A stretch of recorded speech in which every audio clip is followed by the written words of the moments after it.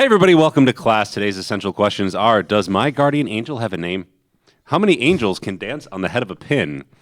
And if there's a spiritual battle going on around me, how do I know when to duck? Let's introduce today's teachers. I'm Mr. Linton. I once accidentally cut someone from a play because I forgot they auditioned. Ooh. Wait, what was the recovery for that? Or did you just let it be? I kind of assumed that if I forgot they auditioned, that was probably a sign. That they must have not Leave been much of an great. impression. Fair But enough. I felt bad. And it was because they auditioned on a different day than everyone else. So I had written notes for them on a different sheet that wasn't with all the other ones. All of these students have since graduated? Yes. Okay. Yep. I hope. Yep. Yes. If this is you learning, we are sorry. Mr. Rabbers here. And I drove myself and my family home from Thanksgiving through the winter weather advisory. No, it was a warning, winter weather warning, through all the states in the Midwest, Michigan, Indiana, Illinois, Wisconsin. We escaped unscathed. And I think most other people during the early part of the day did as well. I think some people in Iowa ended up in a 50-car pileup. But that was nowhere near us. Everyone else was driving pretty smart. And maybe... Is that an insult to Iowans? Iowegians? I was going to say is probably just The 'cause Iwanese. I was going to say probably because the weather was worse in Iowa during that particular part of the day. I was also going to say perhaps our guardian angels were working harder. Thematic. Thematic. I'm Mr. Walter, and when I was in high school, during Arbor Day, I was at a dorm school, and during the Arbor Day, we would clean the entire school, and I got put on the squad who would replace every fluorescent light bulb in the school building, and then by extension, I was also put on the group that would replace every fluorescent light bulb in the dorm. And when replacing the dorm light bulbs one year, I found that one of the sides where the prongs go in for a fluorescent bulb was broken, which is why the bulb wasn't working. And I decided to physically point this out to the person who helped run the dorm, touching the prongs, and electrocuted myself. Congratulations. How did that feel? Yeah. It was like a big cramp Yeah. for half your body. I've heard electricity. But that way. luckily, like I wasn't grabbing it or anything, so like the cramp pulled my arm away, and then I was okay. I was talking, I stopped, paused, and then kept talking. I think they noticed. Played it off though. real cool. And our special guest for today's episode is the esteemed Reverend Dan Margraf. I'm happy to be back. Thanks for having me back, guys. I've been looking forward to this. Yes, I am the esteemed Reverend Pastor Dan Margraf, and I have a theme. I have a thematically appropriate. Well, it's not about the theme of the podcast, but it's about the time of the year. Okay. Thing I can share with you. When I was in grade school, 6th to 8th grade, somewhere in there, my friend and I took ornaments off the classroom Christmas tree, and we filled them with glue. And then what next, you might ask? Well, we left the school. This must have been after school now. And we went onto the street, and we smashed them onto the street. Now I have to tell you where we were. We were right in front of my house while my dad, out our big bay windows, stands watching us like a silent sentinel. Just taking notes how much yeah, punish you. and I was cleaning the school bathroom for the next month or so. So that wasn't your last one. You were writing on a desk the lyrics to a Aerosmith song. Led Zeppelin. Led song. Zeppelin. Sorry. Just get it right. Yes. Come on. And despite all of that, including Mr. Rabber's mistake right there, we are the smartest guys in the classroom. Welcome to class, everyone.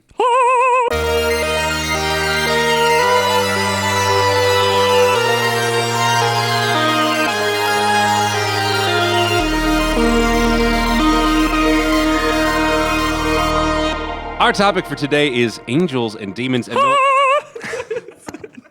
no, not the book by Dan Brown or the movie adaptation starring Tom Hanks. We are going to be talking about the actual, real, but rarely seen created beings that are present in this world. It's a pretty big topic, but we promise to cover it in 70 minutes or less, probably. To guide our discussion, I've come up with 3 big picture questions that will hopefully keep us somewhat on topic and free from scandal and heresy. Hopefully. Are you gentlemen ready? No, Yes. but let's continue go. anyway. I wasn't talking to you, Ben. Not included in I'm gentlemen. not a gentleman, apparently. You are a smart guy, for sure. Let's start with this question. What does the Bible say about angels and demons? Not a lot. That is true. I mean, I feel like we should defer to the esteemed reverend on this one.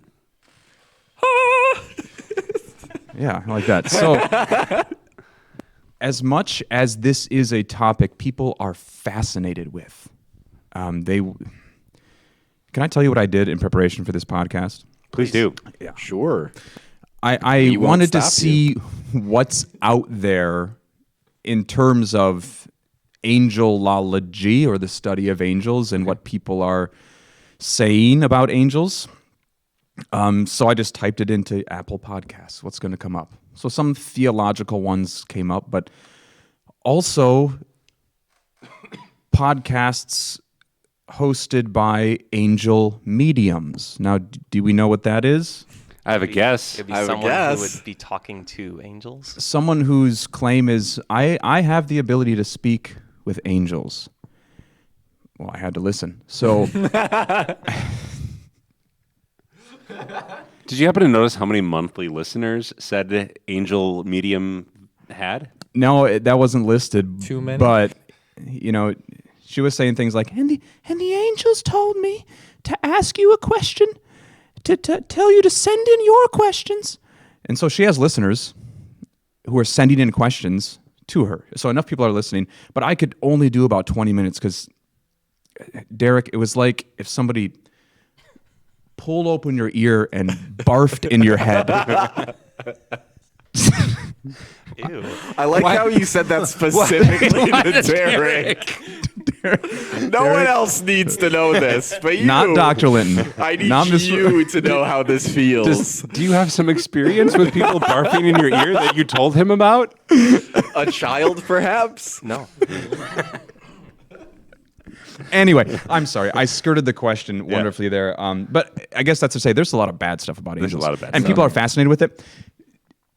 Despite the fact that you're right, the Bible doesn't say a whole lot about what's behind that curtain of angels, demons, etc. Now it does say some things. So maybe we could get to specific questions like, what do angels look like? Is that an okay direction to go? Sure, start there. Yeah. Okay. Terrifying. I could keep talking, but what's your perceptions on what angels look like? I have heard, and correct me if I'm wrong, that, every time an angel appears, they say, do not be afraid. And I have heard that an equally accurate translation to that is stop screaming. I've never heard that, but So maybe look into that. And we'll put in a disclaimer if that's wrong. But angels are always described as terrifying, like absolutely terrifying. So I guess starting with a misnomer, we always have those little angels in the gardens of everything that look all nice and happy and like Cherubic. people. Yeah. Cherubic, yeah. Like a little Cupid or something. Not exactly how they're described. They're more like eldritch horrors. yeah, should we get to that angle of it? Unless, do you gentlemen have I anything think that? I think that's great. I mean, I was thinking about usually think about the vision with the angels with multiple wings covering eyes and feet, but some of that is where that takes place. Is that meant to be symbolic and not an actual description of what a real angel looks like? Is a question. So the reality is, angels appear in a variety of forms in Scripture. They appear to Abraham as what seems like men when two of them and God visit him. Mm-hmm. At the tomb, the empty tomb, they appear as human-like figures. Yet if you read places like Ezekiel, Revelation, and Isaiah, yeah, all of a sudden you have these fantastical, terrifying, almost confusing images of angels. Multiple wings, eyes covering the body and the wings and the hands appearing underneath the wings, 4 faces on these creatures, the face of a lion, an ox, and an eagle, or a human, and even sometimes that changes. So yeah, seeing that, I'd probably be terrified. Like, it says Gabriel appeared to Mary, right? With the birth announcement. Is that what Gabriel was? I ain't seen that in a painting before. Like, I have to again. Okay, maybe we're already changing. I'm going off the road here, but Right. I have to imagine that they always appear in a form for a purpose, yes. and so in instances where, or even like Sodom and Gomorrah, they appear as more human-like to blend in. At other times, they are meant to stand out and cause awe and fear, and they can take what form they see fit. Yes. So we would say comfortably their form serves their function. If they take an astounding form, it's telling you something about how God wants them to be functioning in that moment. Now, a lot of that then is up to interpretation, right? I think it's also interesting to me, and maybe I'm probably also getting ahead again, but we like to think of angels and demons as separate, Oh, yeah. Right. as if they have, well, we know they have different purposes, but like as if they have different abilities.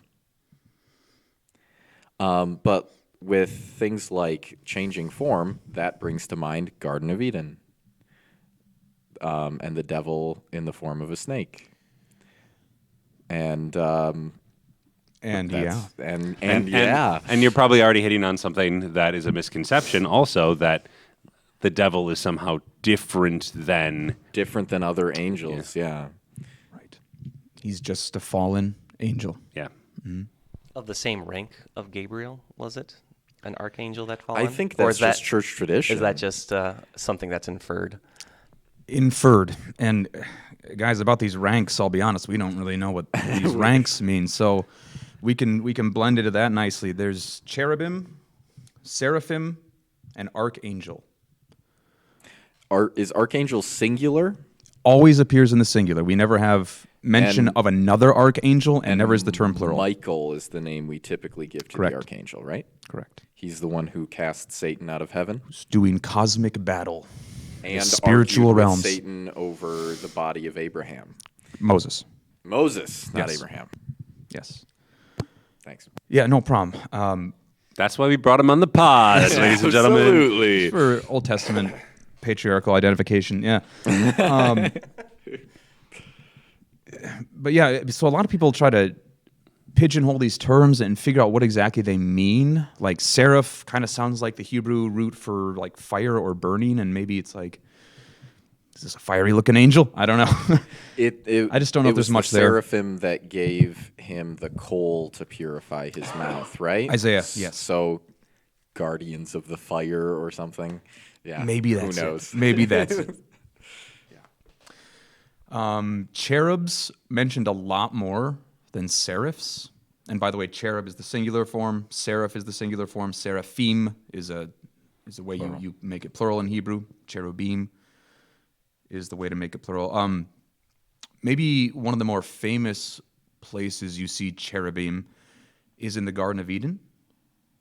Their function as guarders of the garden After they're cast out? after Adam and Eve are cast out. Does not bring to mind images of babies with wings.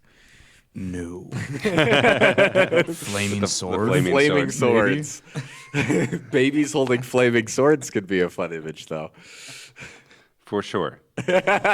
Is it accurate to say that angels are purely spiritual beings, but they can obviously they can manifest in our physical world?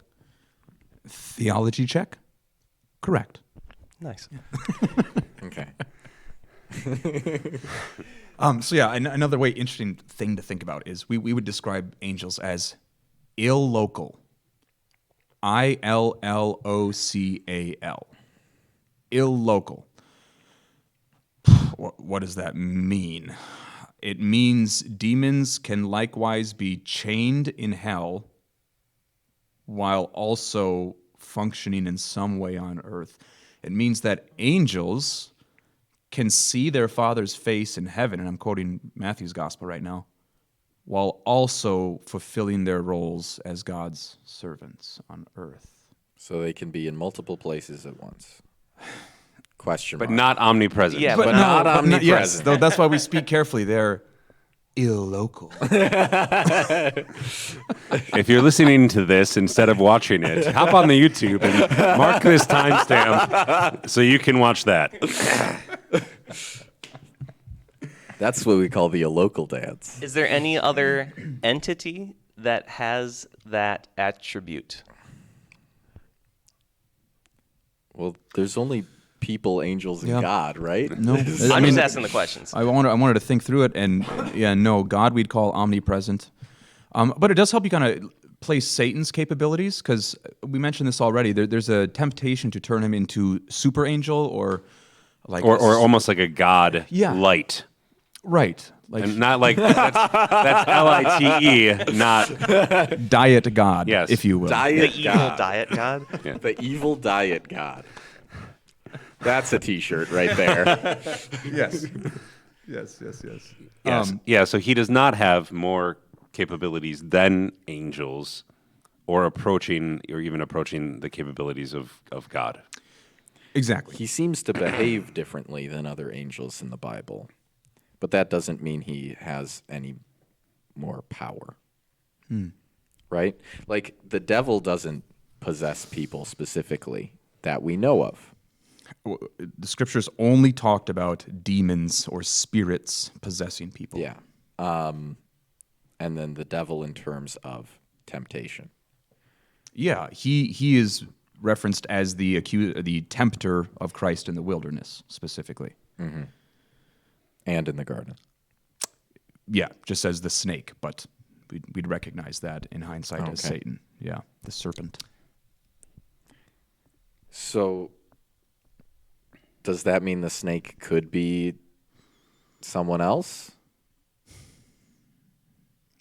What I'm rifling through right now is if there's any other scriptural references that identify Satan specifically as the snake, Probably. or if that's more of just an obvious implication. If I think of anything, I'll let you know. Otherwise, listeners, send in. Crush I your think it head. might be- Crush I was your going to head say and the strike crusher, his heel. crusher head strike. It feels like a prophetic statement in reference to the Specific to It has to be the more than leader just of evil. the fallen Yeah. angels. Yeah. Yep. So yeah, there again, I think by heavy implication, it needs to be Satan. So maybe we should talk a little bit here more because we've implied it this a few times. The concept of the fall. Yeah. What does the Bible tell us about that spiritual battle and this rift now, the separation that exists between angels and demons? Because demons were angels and still are in many ways, except for their status and relationship with God. Yeah. Could I even ask a question that maybe goes before that? Why, or is it told to us why God created the angels in the first place? That's a good question, a right question to ask. And no, there's no direct statement where, and this is why I've chosen to create beings to serve me in this way. So our best answer is this is how God wants to run his creation. And this is how God wants to express a loving care for us by ministering to us with angels. I think that's a safe and comforting way to answer, where God, or where we are to see ourselves as more blessed because we have the ministering spirits that are the angels. Fair answer? Yeah. Yeah. And then you can talk about Mr. Linton's question. And I'd actually maybe back us up. Like, should we talk about when they were created? I mean, we could. Yeah. Because we don't know I precisely. was going to ask you, what do you think? What have you heard? What have you been taught? What do you think? I would say it's somewhere between day 1 and day 6. Theology check. Correct. I mean, I think I've heard some people try to make other arguments. Like, Does it, we do they don't know count as a ultimately. beast of the air? No, I don't think So so. he makes birds and angels at the same time. Same day. Well, they have wings covered in eyes. They're just drones. Back to the conspiracy theory episode. Angels are drones. A safe bet is between sometime in the days of creation. Why? Because on the seventh day, God rested and said, it's good, and I'm done creating. So we don't want to say after that he created them. And before that, I don't know why we'd assume that either, because angels are created seemingly specifically to minister to creation, right? Right. Well, and the next question then was the fall. Yeah. Right? So when did that happen? Was that the question? Or what it is when it happened? kind of like what is it? What does the Bible actually tell us about that? So little. Like, so incredibly little. In that little book of Jude in the New Testament, which is only one chapter long, there's a statement where angels abandoned their proper dwelling place. It's like, okay, Jude, go on. Can you keep telling me about that? But he says, nope, they abandoned their dwelling place for judgment. Right? They were bound in chains for judgment. Okay, so we know something happened with the angels. They abandoned their role. 2 Peter says God didn't spare angels when they sinned. Okay, so we know they sinned. Something happened. But guys, beyond that, we don't know. Like, people try to pinpoint the sin. Oh, Satan was prideful. He wanted God's place. Maybe. I don't know. Maybe that's what he wanted. So, does that raise any questions initially? I always thought Satan just kind of wanted to kill God. Theology check. I don't know. Yeah. Because because Jesus descended into hell after his death to proclaim his victory. Theology check. Correct. So it seems like the devil wanted Jesus to die. I guess my brain just said that may have been the goal all along, but he didn't know he would lose by doing that Well, because he's not omniscient. you may have something there. But we where- just don't know. But where Satan and demons display this corrupted reasoning. Example of that, well, maybe rebellion against God in the first place. That's pretty corrupted reason. But second of all, do you remember the pig story? The pigs that go into the we are drown legion. themselves in the So yeah, Jesus encounters these. There's two men actually, and they are possessed by many demons. And before being driven out, they make a request: "Don't cast us into the abyss." That hell itself. I don't know. Instead, cast us into these pigs. Like that's going to be better. But then they just drive the Then the pigs go insane. So they seem to have this. They have reason, but it's like a corrupted, flawed reason. The way I heard that explained to me by another pastor is in terms of Revelation. Revelation talks about a period of time where the demons are allowed to act, and then after that time, after the final judgment, they are stuck in hell with the rest. Yeah. And so anytime Jesus appears to a demon and they ask, "Are you here to torture me?" or something, they're essentially asking, "Oh, shoot, is it time? Is this it? Yeah. Am I going back there forever?"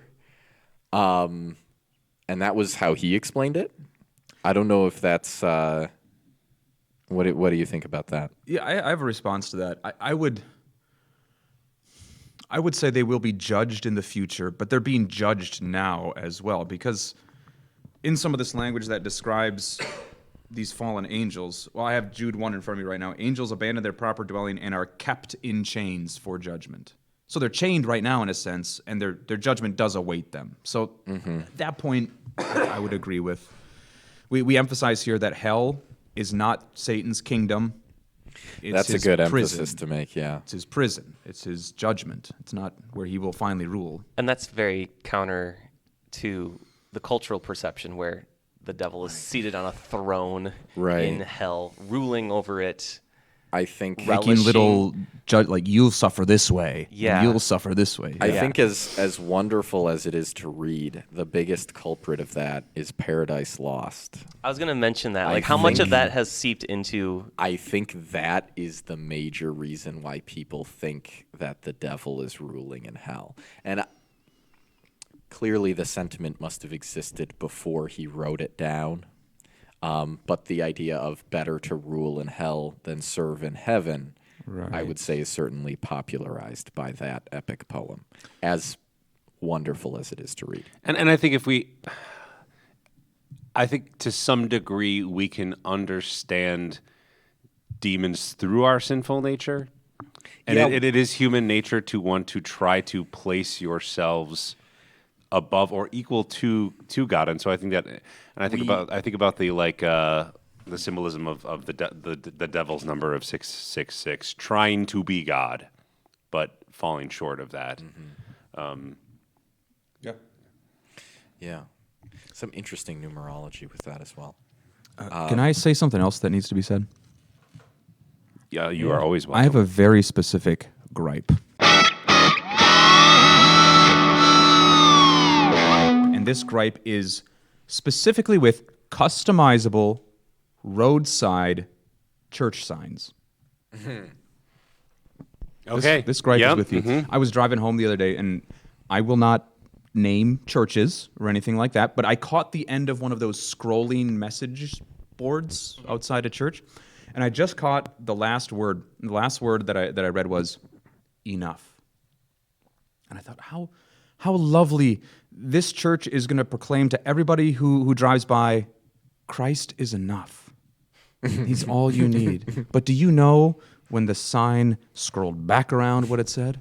You are enough. You are enough. What? That's the Theology check. Theology check. Wrong. Bad. This is the exact opposite of what a church sign should say. I am not enough, so I need Christ to save me. So, like big. Does that audio catch that? Raspberries. To that side. And I mean, that's just the start. So many of these signs are riddled with like loosey-goosey theology. Like I have one written down here, be an organ donor, give your heart to Christ. I've seen that one. Or these really bad jokes that are also like serious warnings, like choose the bread of life or your toast. So bad. That's a really, like, that's actually a really heavy message, right? Your toast. Or how about this one for whose families are broken up? God wants full custody, not just weekend visits. Okay. Yeah. How many of these are you think AI generated? Ooh. Great question. It's only going Derek. to get worse. The people who are operating these signs do not know how to use AI. Okay. My point is, I am so over this. Church, you are the bride of Christ. You can dress accordingly. You are something sacred. You can speak accordingly. I'm not against having a church sign. You can have a church sign. Just if you do that, use it wisely. Just post the church service times or say something meaningful and eternal like the blood of Christ reconciles you to God. Period. Done. A+. That's my rant. Yeah, A. That's it? Just an A? Our school does not give out A pluses. Yeah. Mr. Walter. A.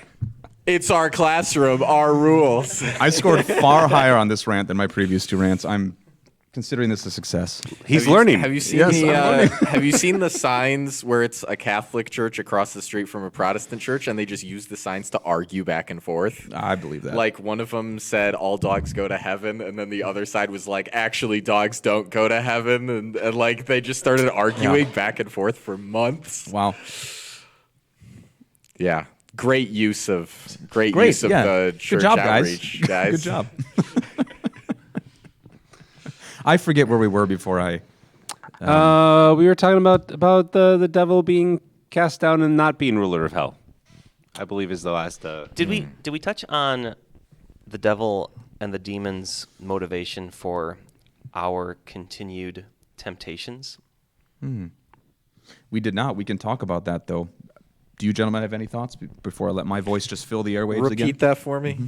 The motivations behind the devil and the demons to continue to tempt us. Like, I filter that again through my own sinful nature, but I think there is the temptation to, I am miserable, you should be too. That's always how I'm I've heard angry it about explained. your joy because I don't have it. So come with me into the darkness. Yeah. Or yeah. Or is it part of that rivalry with God? They are yours, and I'm going to steal them from you. Yeah, I had one teacher even take it a slightly different direction, but more in that vein, and say, angry at humans for being the crown of the creation Oh. instead of them. I don't think the Bible tells us. Theology check. Correct. we don't find that out. But you guys have said some decent things. Yeah, like kind of the what's left to lose mentality. And we're miserable. We're going to make everybody else miserable. Maybe that flawed reason comes into it, where there's still reason and there's still clever tricks from Satan and his demons, but there's something broken about their rationale. So yeah, ultimately we don't know. We just know that they want our demise. And maybe this is a good time to bring up that description of Satan, that metaphor. He's a lion who's prowling around looking for someone to devour, a roaring lion. That's how we should picture him. He's still quite a dangerous beast, but maybe picture him with a collar around his neck, because he can't do whatever he wants. And this is a slight tangent again. This episode's all tangents. But I think it's also worth noting here, humans can be saved, angels cannot. Or demons, I should say, cannot. That we know of. I think C.S. Lewis said, the mercy of God is so great, he may even pardon the devil. But I'm not sure there's much theologically sound about that statement. They've already been judged. I mean, the language makes that clear, right? They're in chains awaiting judgment, Yeah. right? And they're awaiting their punishment. They're locked up. They've been judged. Yeah. I in a Bible study, the pastor once opened with, would you rather be an angel or a human? And a lot of people were like, angels, I want to be perfect already. And I said, I'd rather be human. I don't trust myself enough to say I wouldn't fall. I don't trust myself enough for that. I'd like a second chance, please. Thank you. There's a couple really interesting things to say about that, actually. So right now, guys, we are in a spiritual state where we are not able not to sin. Correct. Yes. Say that slower for the audiences at home. Say the Latin, too.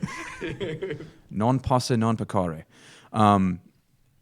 Angels, a lot of commentators will say, are in like the opposite state of that. They've been confirmed in their righteousness. They are not able to sin, right?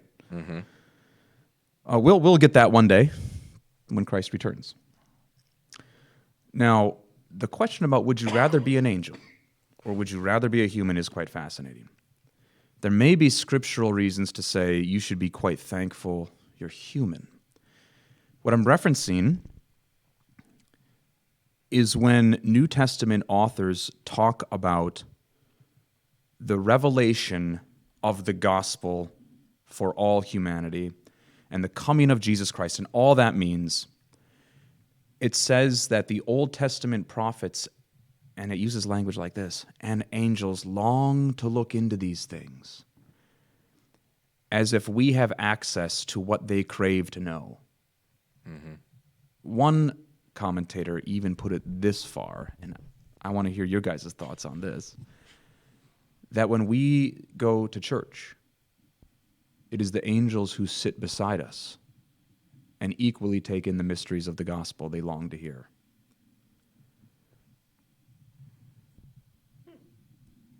I don't know. So that would speak to their level of intellect. Maybe. Knowledge about the future, perhaps. Yeah.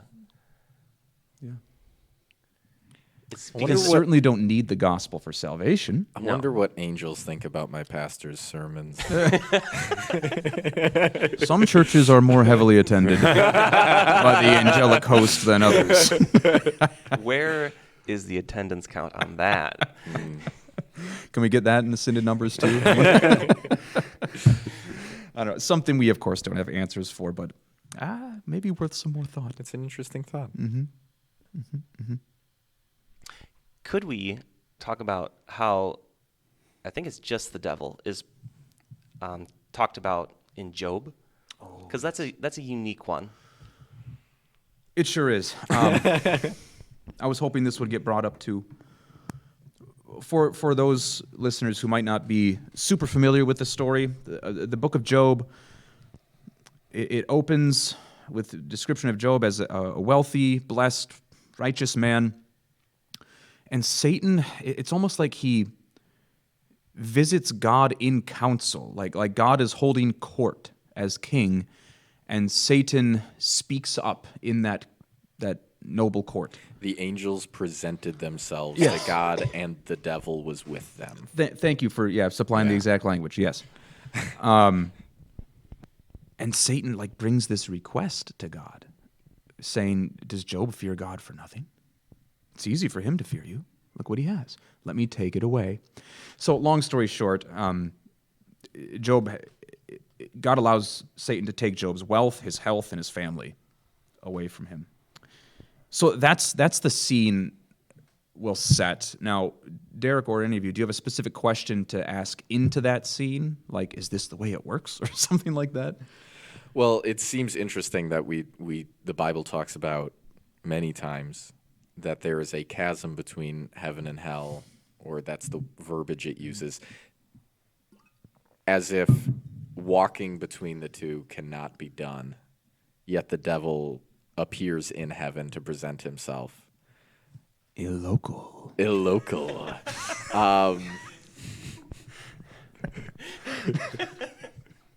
Thank you for the local dance again.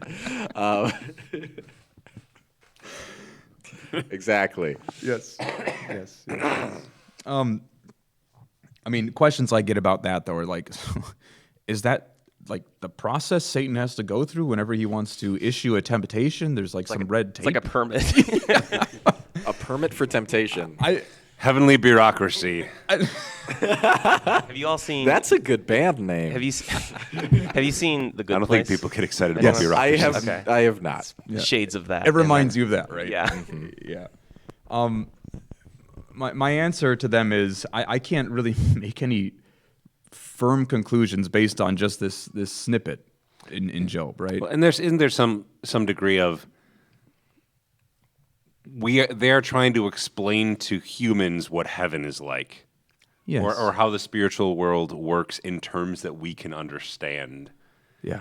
and what it actually looks like on the other side might be something. I mean, we can't comprehend it. So let me put it. It's like it's like giving us a children's sermon on what heaven's like. I love that we have to accept that sometimes when God speaks to us, he needs to speak from that perspective. Absolutely. What can we take away from it?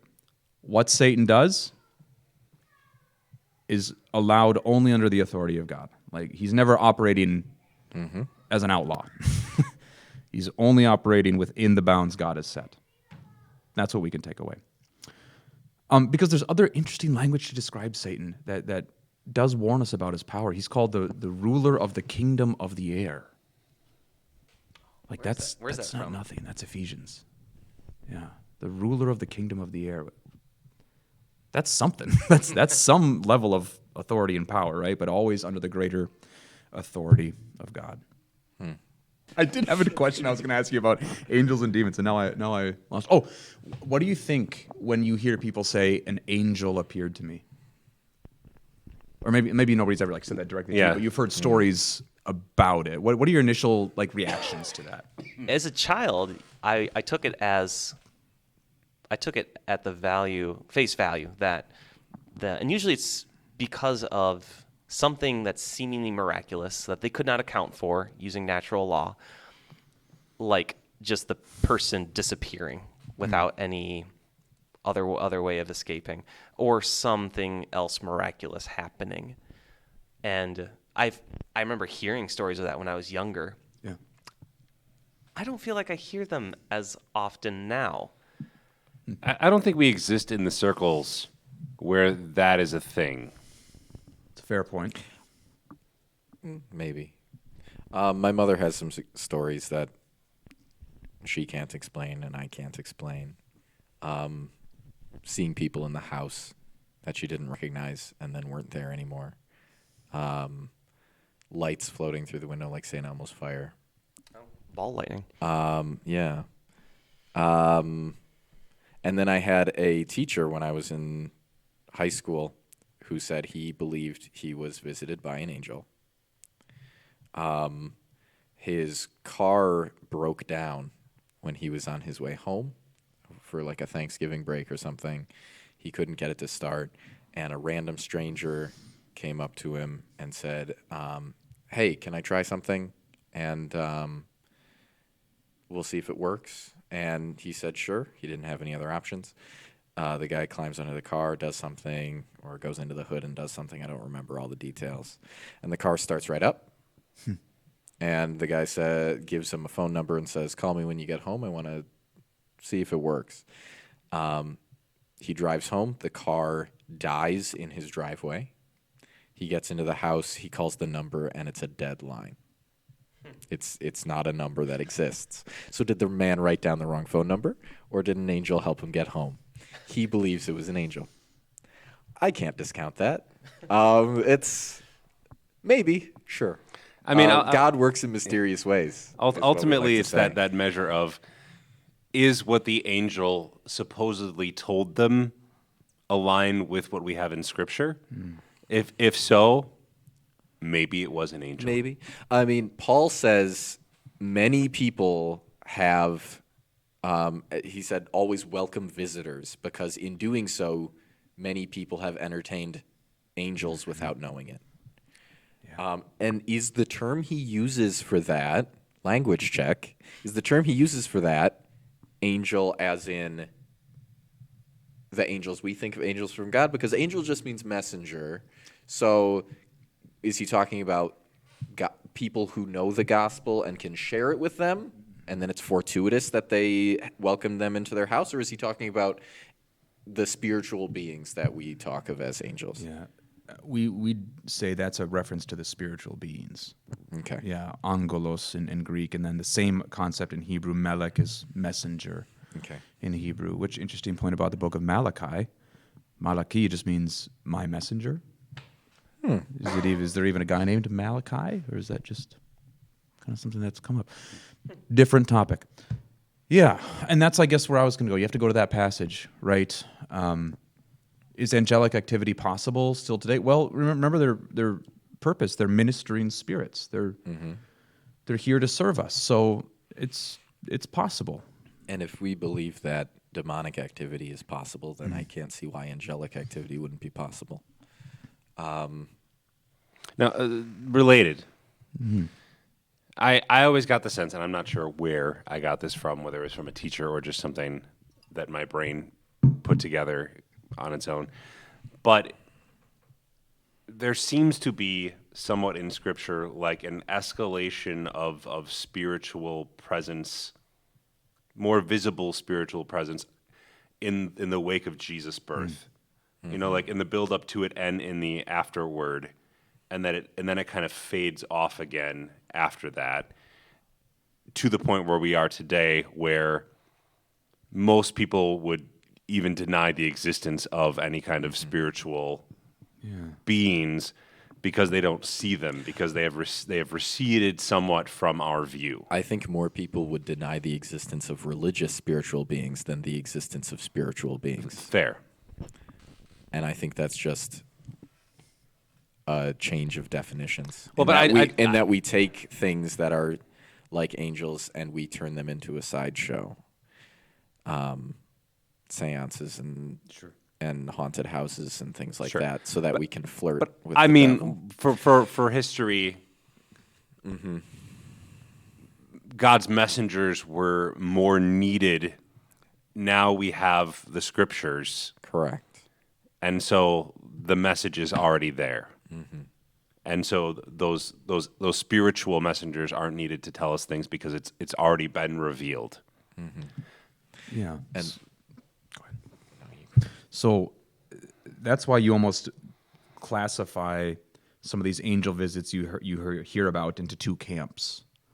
Like the ones that are delivering messages and people say an angel came and told me, those ones I'm a bit more skeptical about Yes. because God has told us what he wants to tell us. take that, Joseph Smith. Got him. Fair point. And to your other point, where when that moment of Christ's birth and entrance into our world happens, there does seem to be an uptick of spiritual activity, angelic and certainly demonic. Right? Christ is frequently encountering demons. It's right to ask the question, why? Why is that? Well, maybe it's just perspective. We're just hearing about it more. Maybe this is always how it is. I don't know. Or maybe this is the battle lines being drawn. When God brings out his greatest warrior, Satan's going to fight back as hard as he can. And I think part of it might be, well, part of it certainly is that it's less prevalent now, but I think the devil knows where he has to attack as well. In our culture, it may just not be as effective as it once was, partially because of the fascination with it. But in certain other areas of the world, it may still be more prevalent. I had another friend whose, I believe his father went to a tribe somewhere in Micronesia, some of those islands, maybe it was the Philippines, to help build houses for a smaller tribe as part of an outreach effort.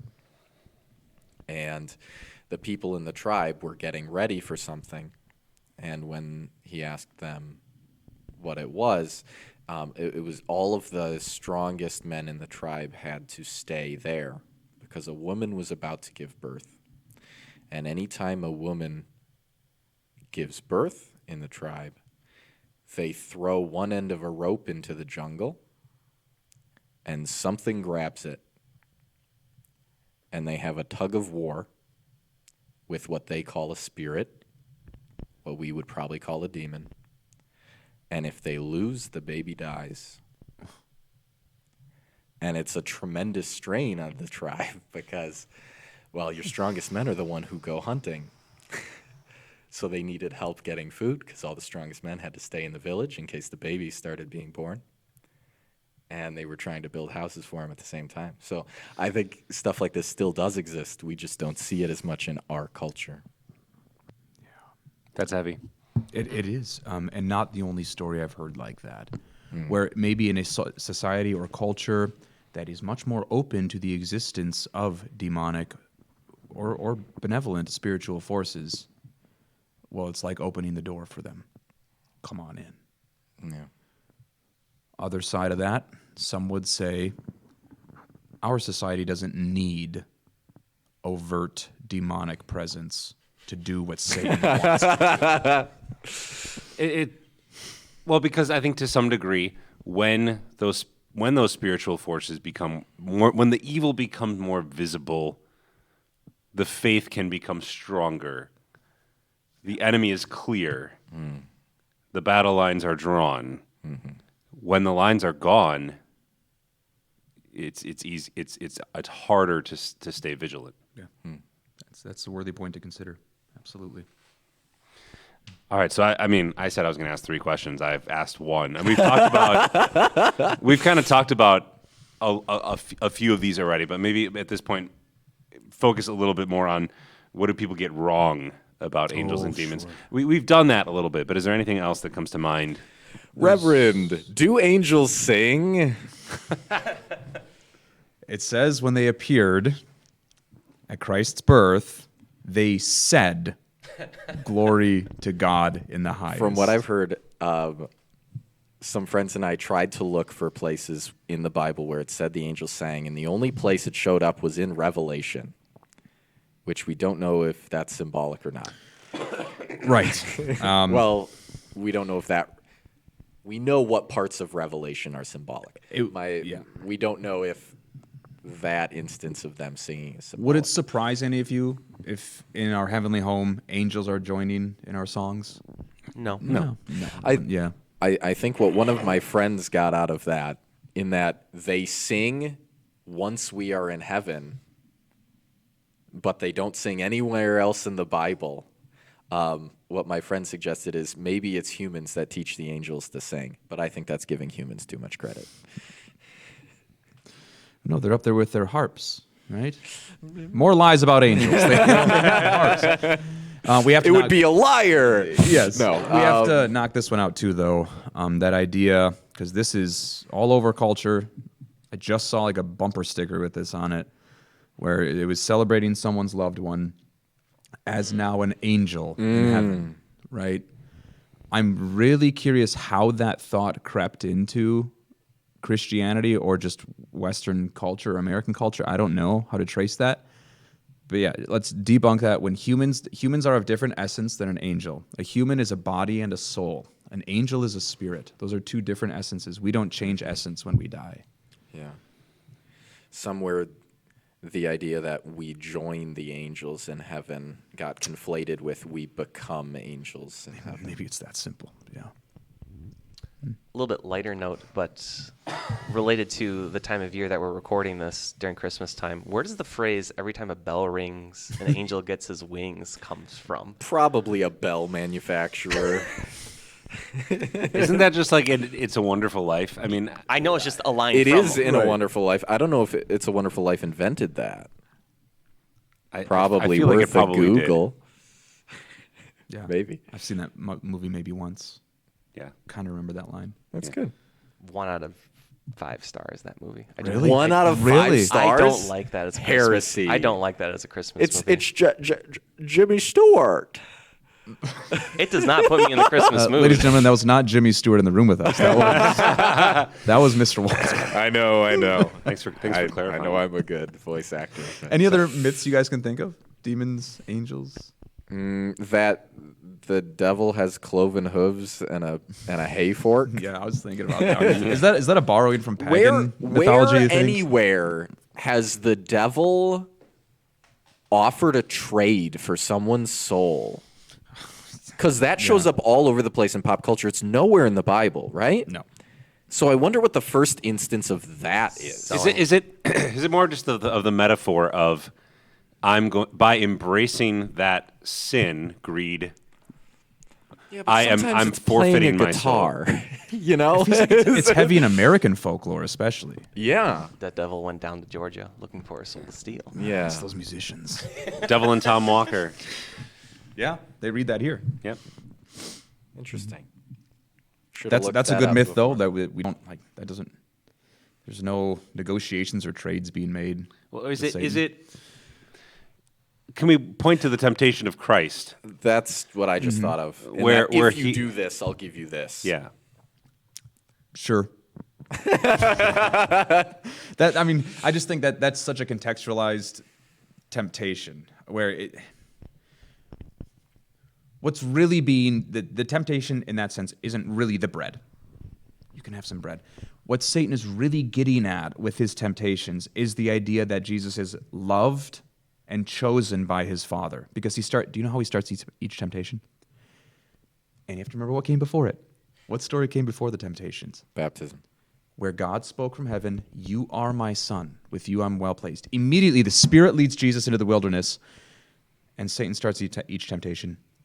"If you are the Son of God, turn these stones into bread."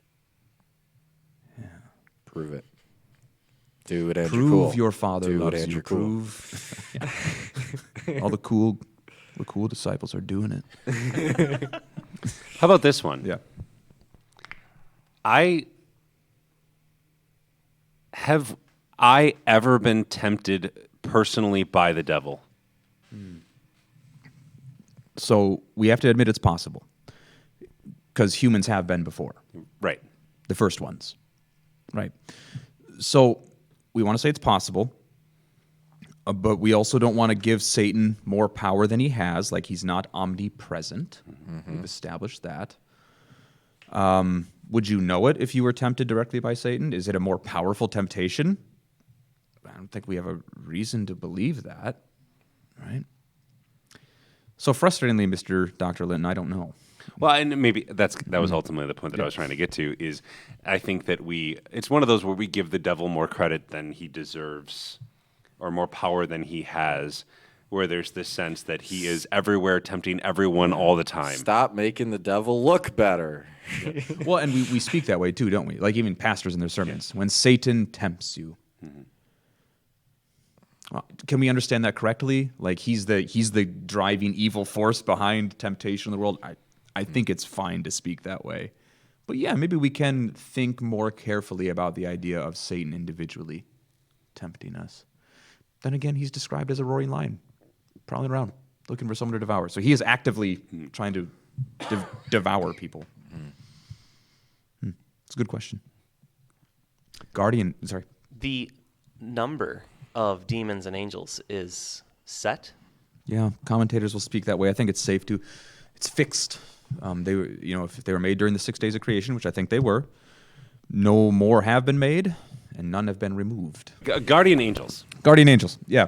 So where does that concept come from? There has developed an idea in our culture that, there's almost an assigned angel to Dr. Linton, an assigned angel to Mr. Rabbers, to Mr. Walter, etc.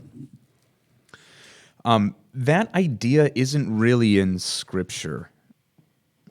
Like, the one place maybe where you kind of get that is when Jesus is talking about children, and he says, their angels always see the face of their Father in heaven, a reference I brought up before. Okay, they're angels. It's a stretch to get from that each child or each person has an individual angel assigned to them. Isn't it also from so that you do not strike your foot against a stone? What's the rest of that? He will command his angels concerning you. That's so Psalm. that they will guard you. Yep, Psalm 91. But again, no individual angels mentioned there. He will command That's his true. angels concerning you. Yeah. That's a general command. Now, is it possible he has like the Linton squad? You guys are. You're protecting Dr. Linton. Well, maybe. do angels play man-to-man, or do they play zone defense? And we've established that there's a set amount of angels. I've protected this family for 8,000 years. But as the population goes up, if you just look at the numbers, the math doesn't math. Leave it to Mr. Rabbers to start crunching Are there numbers. billions of angel-human ratios. Angel-human ratios. Another band name. But practically speaking, you're right. If we're going to say that the number's fixed, what does that mean? You got at some point. It's like having children. As Yeah, parents, you have right. to switch from man-to-man to zone defense because you can't handle them one-on-one anymore. Exactly. Yeah. I mean, the big takeaway from kind of that idea, do I have a guardian angel, don't I?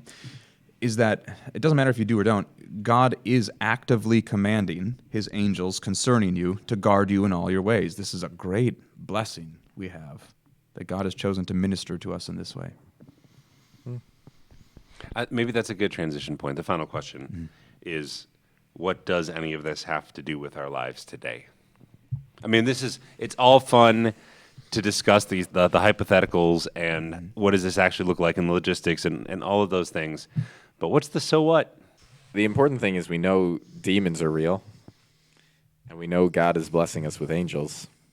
But though angels and demons don't save us, it's God that saves us. And it's a trust in God that saves you. I always remember the passage that you believe that God exists.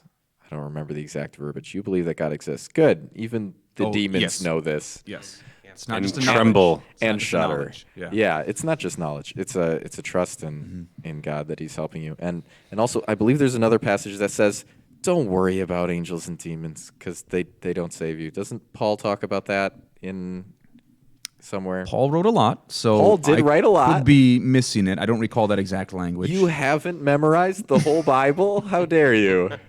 And they let you be a pastor? And we call you esteemed?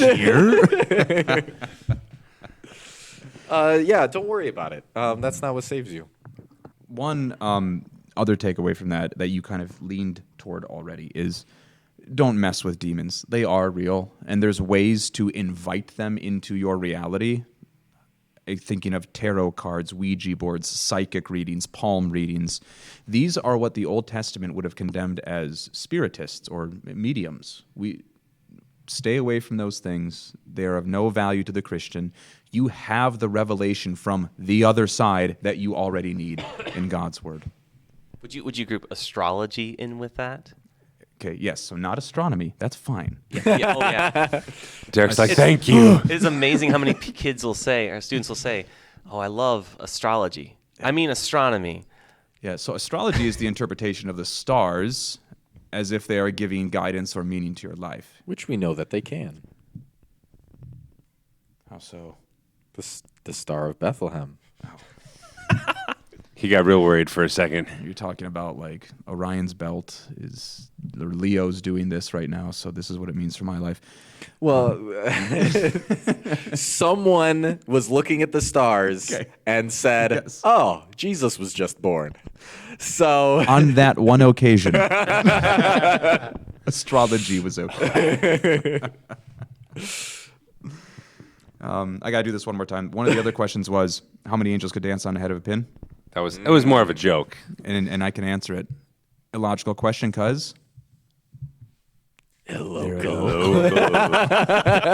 would Jimmy Stewart say illocal? they're illocal. Beautiful. Do you want the moon, Mary? Throw a lasso up there. Bring it down for you. You make me want to watch this movie less. Oh, why? Thank you once again, gentlemen, for having me on the podcast. I always love it. This topic was really fun to think about and talk about with you as well. My closing thought is to say a prayer. My encouragement is to say a prayer of thanks for God's angels today. Don't forget them on your list of things to be thankful for this Thanksgiving, this holiday season, Christmas season. They are powerful spirits God uses to minister to you, to protect you and keep you safe. We can say thank you for that too. Yeah, and I think feeding off that too, understanding where the thanks goes to God for this, and perhaps that's one of the temptations that our world faces, is that this can be a distraction from what really is important and what really matters. We're not praying to a guardian angel because we can pray directly to God, and so don't get caught up in that closeness, the spiritual battle around us, because it has already been won through Jesus. As a man of science, I always like to find ways of discrediting weird claims, like supernatural claims that sometimes pop up on, I'm thinking of like History Channel or Discovery Channel specials during the aughts. There'd be that odd one where they just have like a special on, is this an angel? Is this a demon? Or is this like some supernatural thing? Mm-hmm. And you're always thinking, no, it's not. It's some natural explanation. But this discussion was a good reminder that there is a spiritual realm, and there is the supernatural.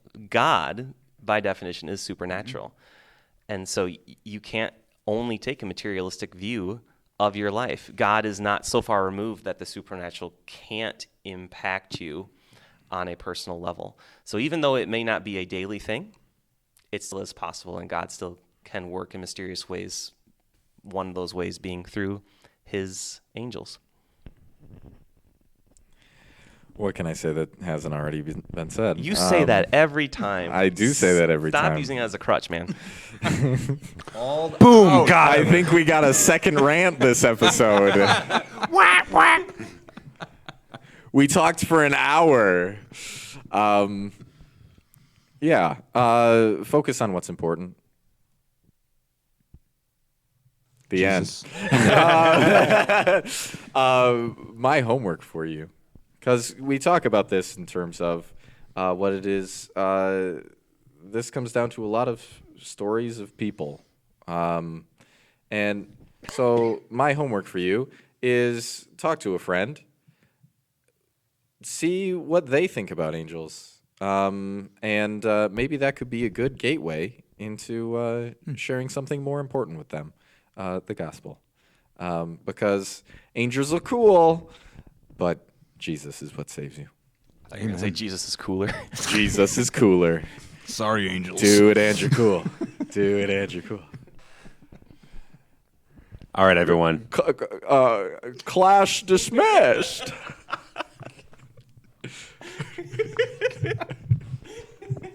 Is class dismissed, Mary? For you. We'll see you next time. Well, we'll see you next time, folks.